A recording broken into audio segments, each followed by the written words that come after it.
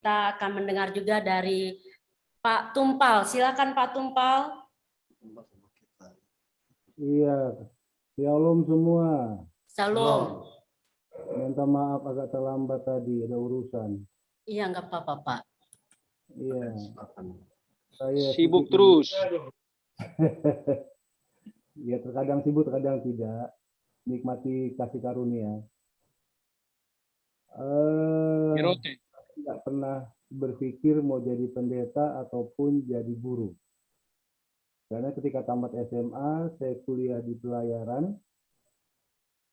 Ketika kuliah di pelayaran, saya mulai dilahirkan seorang pemuda, Fitratul Mahina, lalu bertobat. Maaf Pak, kurang jelas Pak. Suaranya kurang jelas, kurang terdengar. Oke. Sekarang jelas? Ya, lumayan. Lumayan. Oke. Saya mesti dekat dengan kamera rupanya. Ya. Saya tidak pernah berpikir mau jadi pendeta atau jadi seorang guru, karena ketika saya tamat SMA, saya mencoba kuliah di pelayaran, dan rencana mau berangkat berlayar dari Belanda ke Amerika, ikut Horan American Line. Nah, di tengah-tengah perjalanan hidup saya, karena nggak diizinkan berangkat oleh orang tua saya aktif di Persekutuan Doa Yosua, dilayani oleh seorang pemuda dulu, namanya Fitratul Mahina, suami dari Ibu Yunita sekarang. Nah, ketika saya bertobat, tanpa sadar saya masuk I3. Jadi masuk I3 itu kan jadi bukan mau sekolah teologi ya, tapi karena ingin menjaga perasaan hati yang damai sejahtera dan sukacita. Nah, dalam pergumulan hidup, pas tingkat 2, tanpa berpikir bagaimana, tiba-tiba I3 utusnya mengajar. Tidak pernah kejadian di I3 itu tingkat 2 disuruh mengajar. Di angkatan kami awalnya tingkat 2 mengajar, jadi tingkat 3 disuruh mengajar. Nah, angkatan kami tingkat 2, pertama kali saya mengajar di SMA Kompleks di Malang itu gemetar luar biasa. Karena anak-anak semua ribut, saya ingat ketika saya SMA, saya dikatakan anak nakal, suka bikin nangis guru. Saya diam, lihatin mereka anak-anak yang ribut, nggak karu-karuan, lalu saya berdoa, Tuhan tolong saya. Nah, dengan doa itu Tuhan kasih kekuatan, tiba-tiba saya bicara, sudah anak-anak ributnya, kalau masih mau ribut, oke, kamu ke depan, saya yang duduk di belakang. Nah, tiba-tiba anak-anak semua diam. Nah, saya lihat anak-anak yang nakal-nakal itu, saya suruh pindah ke depan.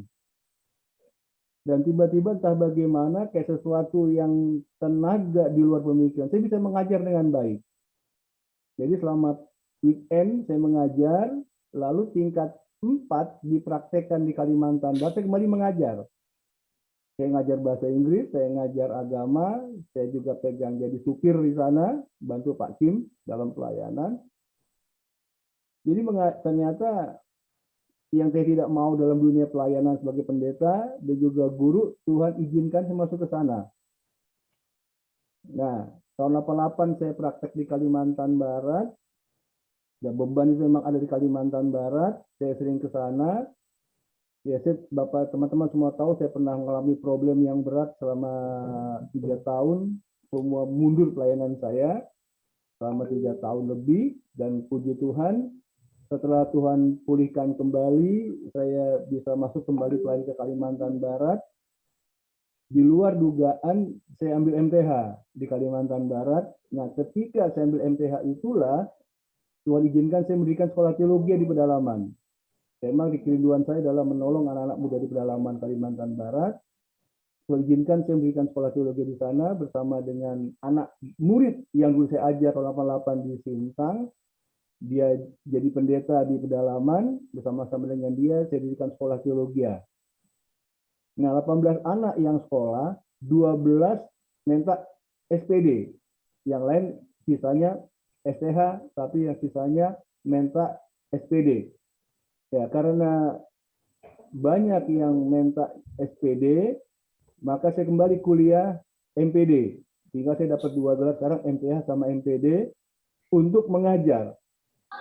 Dan bersyukur tahun 2000 mereka di wisuda angkatan pertama, dan sekarang masih angkatan kedua, dan home base mengajar saya di Kalimantan Barat. Juga saya sempat terbang Kalimantan Barat di Sintang, di STT Katulistiwa, home base saya di sana. Dan itulah saya lihat bagaimana sesuatu yang tidak saya duga, sesuatu yang tidak saya pikirkan, Tuhan jadikan saya mengajar, dan luar biasa Tuhan kasih karunia saya, dan saya melihat bagaimana ketika saya mengajar di Kalimantan Barat itu, murid-murid yang saya ajar itu mereka sudah doktor, mereka sudah MTH, mereka sudah jadi pendeta, sudah jadi rektor. Jika saya kembali ke sana, saya senang sekali. Dan sekarang saya mengajar di STT Katulistiwa Sintang dan juga di pedalaman. Ini saya rencana mau berangkat lagi. Kalau ada kapal laut, saya akan berangkat ke Kalimantan Barat. Rencana mau buka kelas angkatan kedua di Merakai. Lalu di Sintang, di Senaning, nanti di Merakai saya akan buka lagi. Nah, itulah kerinduan saya bahwa mendidik anak-anak di pedalaman agar mereka juga punya mampu berapologet, mampu mengajar. Karena selama saya keliling di 88 di Kalimantan Barat, ada satu pergumulan saya, yaitu melepaskan mereka dari ikatan pernikahan adat dan juga okultisme. Dan di Kalbar ya, Pak Edmond pernah di Kalimantan Barat, mereka sangat kuat dengan okultisme dan nikah adat. Sehingga dampaknya secara spiritual mereka susah bertumbuh. Mereka memang gereja sana bergereja, tapi pertumbuhan rohani sangat berat karena keterikatan dengan pernikahan adat dan juga okultisme di sana. Dan itulah perjuangan saya di Kalimantan Barat, melepaskan mereka dari pernikahan adat. Pernah tahun 2005 saya hampir dibunuh oleh dukun dan juga ketua adat karena saya bikin seminar di Desa Jelemuk. Kebetulan pendetanya itu adalah mantan murid saya ketika saya ngajar di Sintang, sehingga saya sering ke sana, ke Desa Jelemuk. Saya seminar okultisme dan juga nikah adat, rupanya ketua adatnya terganggu dengan seminar saya, dan mereka datang dengan marah-marah, langsung duduk di tengah-tengah, mengancam saya dan bikin Alkitab. Di situ saya melihat bagaimana Tuhan tolong saya, tiba-tiba saya bisa marah dengan dia. Ya, marah luar biasa dengan dia, dan didukung oleh jemaat yang sudah mendengar akan seminar saya dibantu oleh jemaat, sehingga mereka bilang, ya ketua adat sudah marah sama saya karena tersinggung dengan seminar saya, karena saya mengajak jemaat tidak menikah adat. Satu hal yang sangat menyedihkan, 2005 saya seminar tentang adat, 2010 saya kembali ke sana, saya tanya sama pendetanya, 25 orang yang menikah, hanya 2 yang nikah gereja, sisanya nikah adat. Itulah beban pergumulan saya di Kalimantan Barat. Dan bukan hanya di Sintang saja, di setiap kecamatan di daerah Kalimantan Barat saya jalan, nikah adat sangat kuat sekali dan mempengaruhi pertumbuhan gereja di sana. Itulah kerinduan saya memberikan sekolah teologi di sana agar mereka bisa menjadi berkat. Karena jujur kalau orang luar masuk ke sana, tantangannya berat, medannya yang berat, alamnya yang berat. Tapi kalau putra daerah di sana terbiasa dengan alam dan medan, mereka tidak merasa keberatan, kita bina saja mereka. Tapi hal yang menyedihkan setelah saya mewisuda satu angkatan SPD tahun 2000 April 2000 April, dia masih melayani Paskah di gereja. Dan ternyata sudah sasaran empuk bagi Islam, mereka dihamili sama orang Islam. Karena sudah hamil, tinggalkan kekristenan, jadi Islam, jadi mualaf. Dan diumumkan di gereja, diumumkan di masjid di Senaning. Oh, nangis luar biasa saya. Saya bina dia selama 5 tahun, tapi karena Islam lihat dia orang berpotensi, dihamili dulu oleh pemuda Islam, dan mau nggak mau dia harus nikah. Dan dia nangis di depan saya, Pak maafin saya.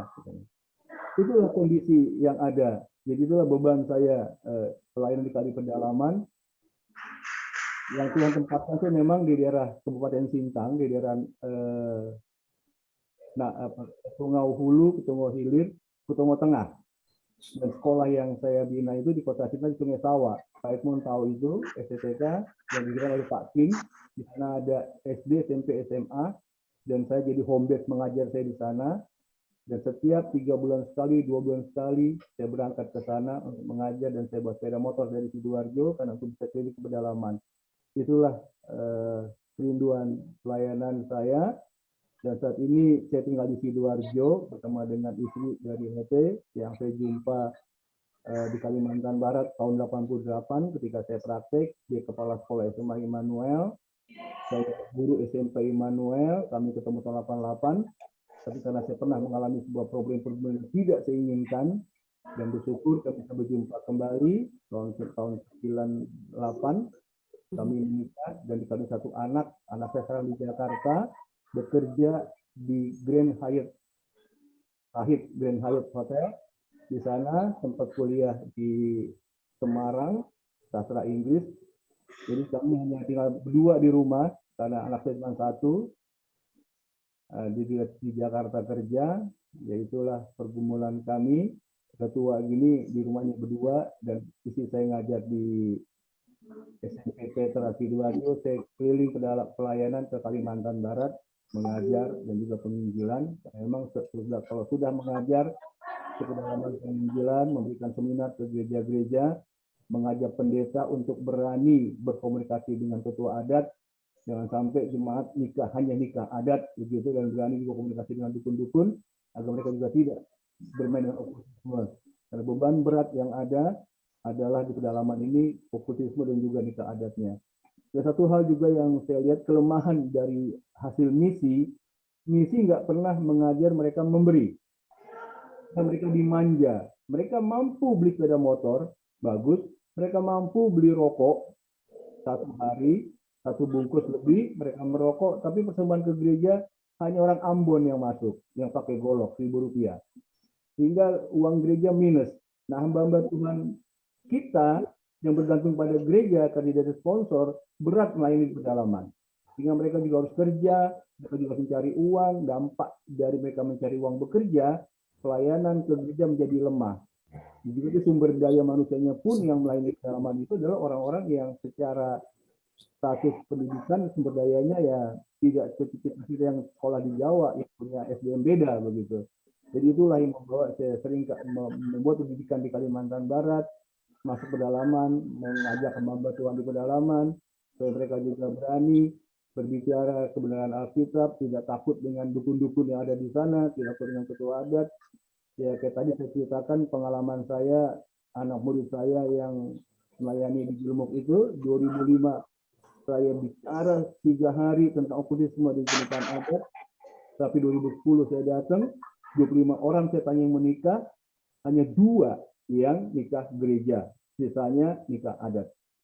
Mereka karena pendetanya tidak bisa berkomunikasi kembali dengan ketua adat maupun para dukun-dukun di sana, dan jemaat di sana juga jemaat yang pertumbuhannya berat karena itulah status pernikahan adat itu kan pernikahan yang tidak diberkati oleh Tuhan, jadi dampak rohani ini lebih berat.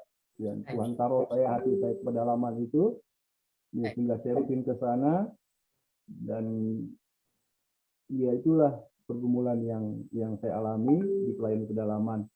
Setiap kita pelayanan panggilan tentunya punya pergumulan, dan saya senang dengan dunia pendidikan karena mendidik kita meningkatkan sumber daya. Kalau saya jadi jemaat, saya pikir hanya satu jemaat yang saya layani, tapi kalau jadi dosen, jadi guru, saya bisa mendidik anak-anak untuk menjadi murid, dan mereka bisa pergi kembali.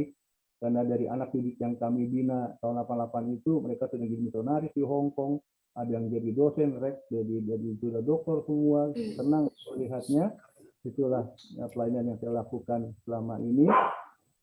Setelah lepas dari beban pergumulan yang teman-teman tahu semua, dan izinkan kembali saya masuk ke Kalimantan Barat, dan saya ambil MTH di Kalimantan Barat, saya ambil MPD di Solo, di SDT Bisa Hidup. Karena kenapa saya ambil MPD? Karena anak-anak yang saya didik cenderung mereka minta SPD. Karena bagi mereka STH itu tidak enak, jadi pendeta miskin. Tapi kalau jadi SPD, mereka bisa lama jadi guru negeri, mereka digaji oleh pemerintah, dan di pedalaman itu punya tunjangan kemahalan guru. Jadi mereka senang SPD. Makanya saya kembali ke MPD karena untuk mengajar yang linear. Maksud saya begitu.